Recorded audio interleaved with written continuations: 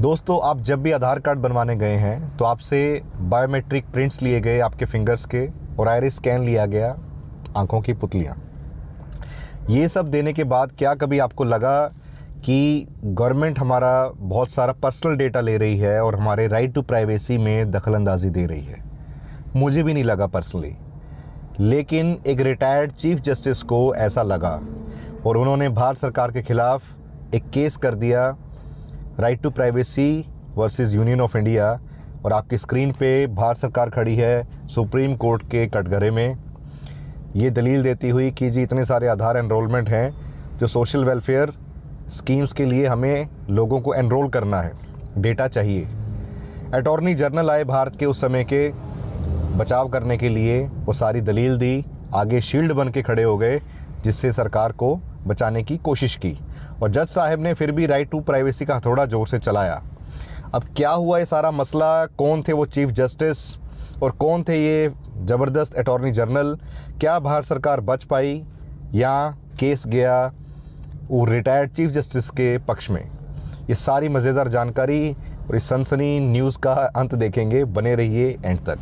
नमस्कार दोस्तों, मैं हेमंत कुमार आपका स्वागत करता हूं आपके अपने YouTube channel study with Hemant पर। मैं जल्दी से बताऊं कि रोज़ शाम को 7:15 बजे हमारी न्यू वीडियो आती है। अभी तक आपके प्यार और सपोर्ट से 89 वीडियोस कंसिस्टेंसी से डाल चुका हूं डेली फ्रॉम लास्ट 89 डेज़। अगर ऐसे ही आपकी प्यार और सपोर्ट बना तो जर्नी बहुत लंबी जाएगी। जल्दी से इसका हिस्सा बनिए, लाइक शेयर कमेंट करें, थोड़ा सा आगे बढ़ने में सहयोग करें। अब चलते हैं हमारे टॉपिक पे, attorney general of India and controller auditor general of India. हमने आपको छोड़ा था क्वेश्चन नंबर 2 पे, कुछ वीडियो में दिक्कत आई थी और यहीं पे हम रह गए थे। हम कंटिन्यू करेंगे यहाँ से, पूरी मज़ेदार इन्फॉर्मेशन पढ़ेंगे। जो दोस्त नए हैं मैं उनको कहूँ कि इस टॉपिक की पहली पार्ट 1 और 2 ज़रूर देखें ताकि आप बहुत बेहतरीन ढंग से खुद आंसर दे पाएंगे। सारी इन्फॉर्मेशन मैंने छोटी छोटी 10-10 मिनट की वीडियो में दी है।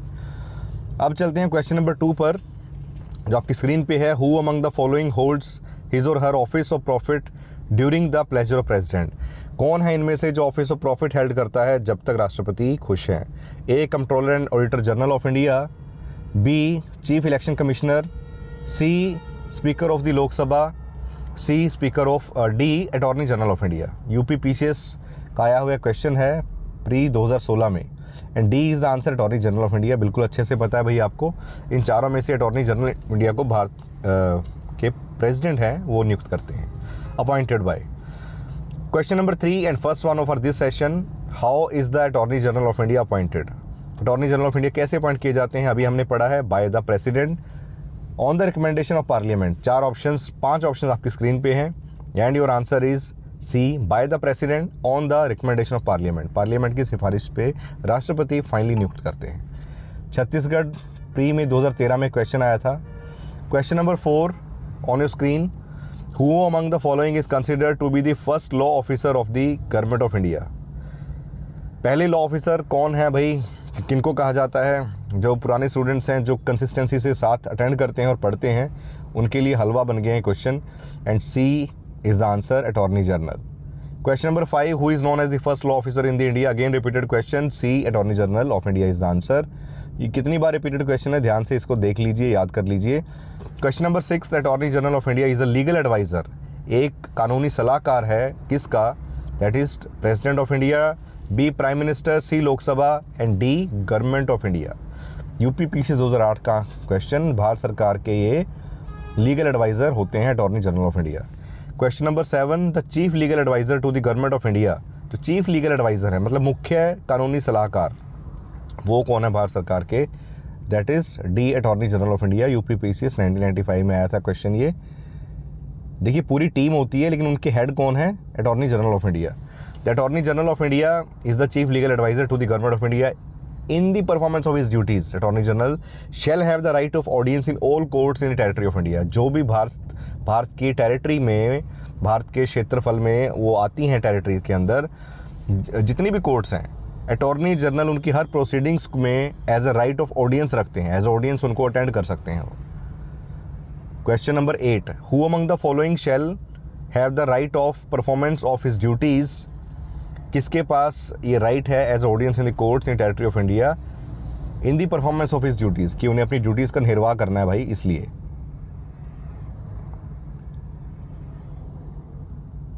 उसके बाद देखिए आगे, ये बिना देखे बिना आपको आंसर बताने की ज़रूरत भी नहीं है, that is attorney general. Question number 9 on your screen, consider the following statements. देखिए अगर रिपीटेड क्वेश्चन है, आई डोंट वेस्ट टाइम, मैं आप लोगों का कीमती समय कभी वेस्ट नहीं करता हूँ, इसीलिए आप देखेंगे 2.5 मिनट पे हमने क्वेश्चन स्टार्ट किए थे, 5 मिनट की भी वीडियो पहुंची है और 2.5 मिनट में हम 9th क्वेश्चन पे आ गए हैं। अदरवाइज़ जब एक एक क्वेश्चन को, नए क्वेश्चन को एक्सप्लेन करना होता है तो 15 से 20 मिनट, मतलब 2 मिनट एक क्वेश्चन को लगते हैं एक्सप्लेन करने में। सो इसीलिए मैं बार बार आपसे रिक्वेस्ट करता हूँ, इंसिस्ट करता हूँ आपको कि प्लीज़ थोड़ा सा चैनल को सपोर्ट करें, क्योंकि मैं बहुत क्वालिटी कंटेंट और अननेसेसरी वीडियो को लेंदी बना के यहाँ जस्ट डालनी है तो मैं फटाफट बना दूँ। तो मैं अपने आप के साथ पहले ईमानदार रहने की कोशिश करता हूँ ताकि ऑटोमेटिकली मैं अपनी ऑडियंस के साथ ऑनेस्ट रहूँ। सो बस आपका सहयोग मिले, मुझे मोटिवेशन मिलेगी। उसके बाद आगे चलिए, question number 9, consider the following statements about the attorney general of India. He is appointed by the president of India. ये राष्ट्रपति के द्वारा अपॉइंटेड होते हैं, ठीक है। He must have the same qualification are required for the जज of the supreme court. Supreme court के जज के लिए जो क्वालिफिकेशन चाहिए वो ही अटॉर्नी जनरल ऑफ इंडिया बनने के लिए चाहिए। 3, he must be A member of either house of parliament. क्या वो मेंबर होना ज़रूरी है किसी भी ईदर हाउस, किसी ना किसी हाउस का। 4, he can be removed by the impeachment by parliament. He can be removed by impeachment. क्या इम्पीचमेंट की ज़रूरत है और पार्लियामेंट रिमूव करती है इन्हें? तो उसमें है, देखिए ऑलरेडी आपको आंसर्स पता है, 1 सेकंड लीजिए, क्विकली सॉल्व कीजिए। अब क्योंकि देखिए आंसर देखिए बहुत इजी है, दैट इज़ 1 और 2, है ना। क्योंकि 3 और 4 क्यों नहीं हो सकता, मेंबर होना ज़रूरी नहीं है। एक्सप्लेनेशन देख लेते हैं। Article 88 of the Indian constitution deals with the rights of the ministers and attorney general in respect of houses. जो आर्टिकल 88 है वो डील करता है जो राइट्स हैं मिनिस्टर्स के, अटॉर्नी जनरल के, in respect of the houses, कि जो भी मिनिस्टर्स हैं जिस भी हाउस का, चाहे राज्यसभा लोकसभा, तो उनके क्या राइट्स हैं और अटॉर्नी जनरल के क्या राइट्स हैं, ये सारे दिए गए हैं 88 में। तो every minister and attorney general of India shall have the right to speak in and otherwise to take part in the proceedings of either house, any joint sitting of the houses and any committee of the parliament of which he may be named a member but shall not by virtue of this article be entitled to vote in the house।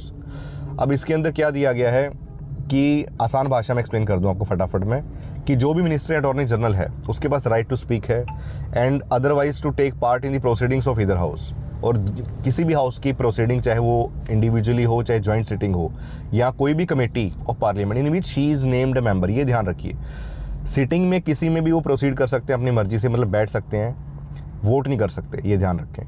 लेकिन as a member अगर उनको nominate किया गया है, उनका नाम दिया गया है किसी कमेटी में, उस कमेटी के वो मेंबर बनेंगे, कमेटी ऑफ द पार्लियामेंट की कोई भी कमेटी है अगर। लेकिन अगर वो नेम्ड नहीं है, वो नॉमिनेट नहीं किए गए हैं, तो मेंबर नहीं होंगे।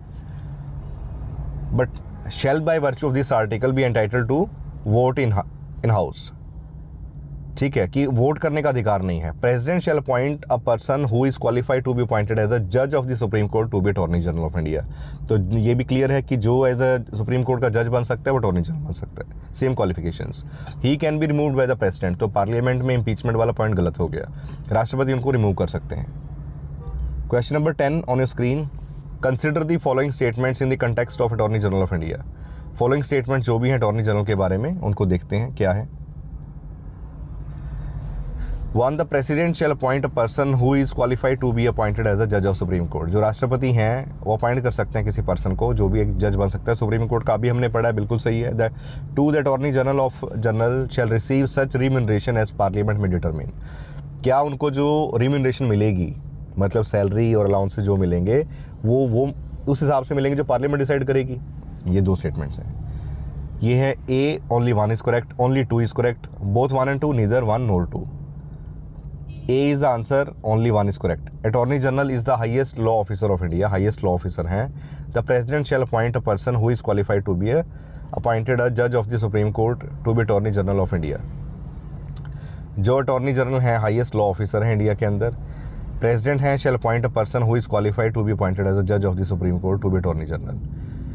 कि राष्ट्रपति उनको अपॉइंट कर सकते हैं जो जज बन सकते हैं सुप्रीम कोर्ट के, आर्टिकल 76(1) में दिया है। ये मैंने एक्सप्लेन जो इंट्रोडक्टरी वीडियो बनाई है फर्स्ट पार्ट इस सीरीज़ का, अटॉर्नी जनरल के चैप्टर का, उसमें दिया गया है।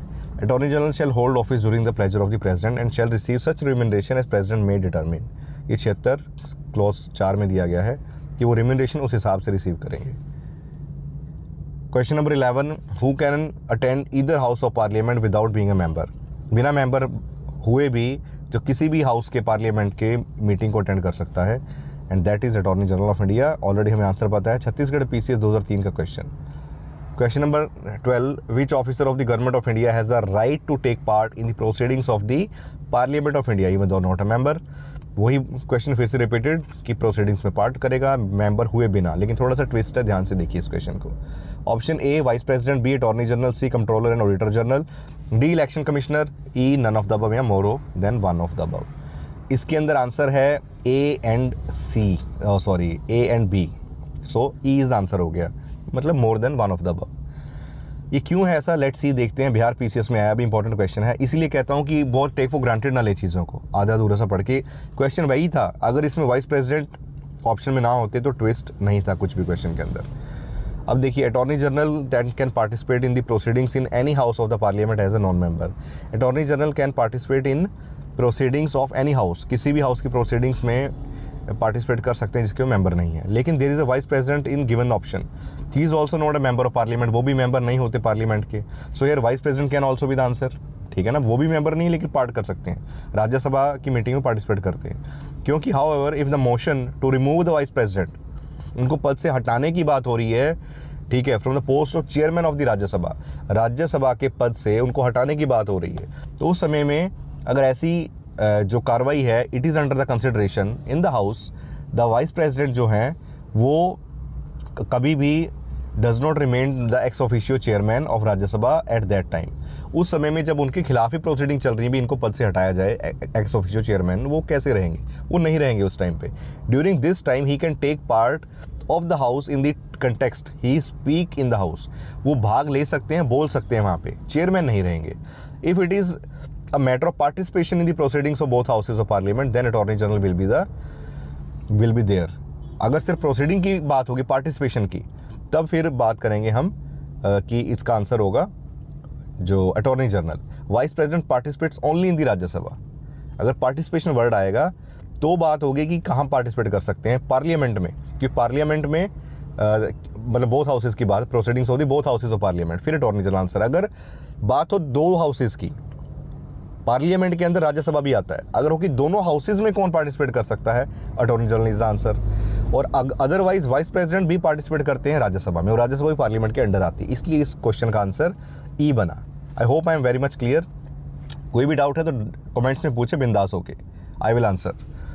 Question number 13, who among the following has the right to speak and otherwise take part in the proceedings of either house of parliament and to be a member of any parliamentary committee but is not entitled to vote। इनमें से किसके पास right to speak है, take part in the proceedings of the either house of parliament, किसी भी house में कर सकता है participate, and to be a member of any parliamentary committee but is not entitled to vote, किसी भी parliamentary committee में भाग ले सकते हैं, बट यहाँ पे वो मेंशन नहीं किया कि अगर उनको नॉमिनेट किया जाए। तो अंडरस्टूड है कि भाग तभी ले सकते हैं अगर उनको नॉमिनेट किया जाए, नाम लिया जाए उनका, लेकिन but not entitled to vote. तो सारा कुछ मसला क्लियर हो गया, वोट देने का अधिकार नहीं है, आंसर इज डी। अब चलते हैं हमारी उस मज़ेदार इन्फॉर्मेशन पे, क्या था वो केस, कौन थे वो जस्टिस। ये रही हमारी वो photo, and this is on your screen is the details. एक और दिखा देता हूँ आपको मैं, चलिए इसी से काम चलाते हैं, ये सफिशिएंट इन्फॉर्मेशन है, वो बहुत लंबी हो जाएगी। देखिए चैलेंज क्या था, Puttaswamy ji, short name, that is CS Puttaswamy, I think full name. CS Puttaswamy was the advocate, जो रिटायर्ड जस्टिस जिन्होंने ये लगाया राइट टू प्राइवेसी का केस सुप्रीम कोर्ट में। चैलेंज किया, पिटिशनर ने आर्ग्यू किया कि that the mandatory collection of biometric data जो भी लिया गया आधार को, वो राइट टू प्राइवेसी को वायलेट करता है कि आप उनकी सारी डिटेल्स ले रहे हैं, वही सारी चीज़ें सबके साथ बैंक्स के साथ लिंक हैं, तो आपके पास तो सारा एक्सेस आ गया जी, आपने उनकी सारी उंगलियां, आइरिस स्कैन सब कुछ कर लिया है। डिफेंस क्या हुआ, अटॉर्नी जनरल ने दिया, रिप्रेजेंट किया भारत सरकार को, मुकुल रोहतगी जी थे उस टाइम पे, मैं नाम बताऊं आपको, और उन्होंने आर्ग्यू किया कि while right to privacy is important, the government has a legitimate interest in collecting the data for welfare distribution and preventing the leakage of funds.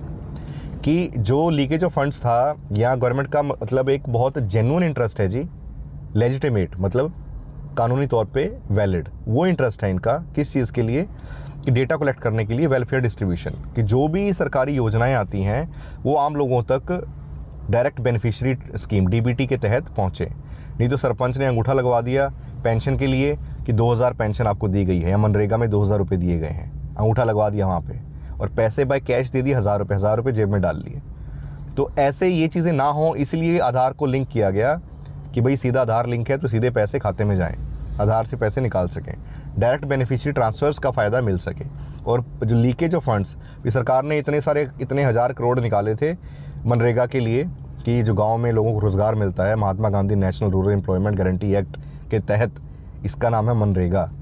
तो उसके तहत जो है जो पैसा जैसे मिल रहा है, एग्जाम्पल है, अकेली यही स्कीम नहीं है, बहुत सारी है। मातृत्व वंदना योजना जो प्रधानमंत्री जी की तरफ से है कि अगर आप सरकारी हॉस्पिटल में अपना कोई भी प्रेग्नेंट लेडी है वो सारा इलाज वहाँ करवाएंगी, डिलीवरी वहाँ करवाएंगी, तो 6000 रुपये उन्हें मिलते हैं प्रोत्साहन के लिए और बच्चे की देखरेख के लिए। तो ये ऐसी सारी चीज़ें सीधी बेनिफिशियरी के खाते में आ सके, ये सब रोकने के लिए सरकार ने किया कि भाई आधार लिंक। तो रिजल्ट क्या हुआ इसका, supreme court upheld the constitutional validity of the Aadhaar act with some conditions, कि सरकार तो सुप्रीम कोर्ट ने भी इसको मैंडेटरी मतलब वैलिड रख दिया कॉन्स्टिट्यूशनल वैलिडिटी देखते हुए आधार के प्रोसेस को, और effectively allowing the government to continue Aadhaar enrolment and data collection for welfare scheme.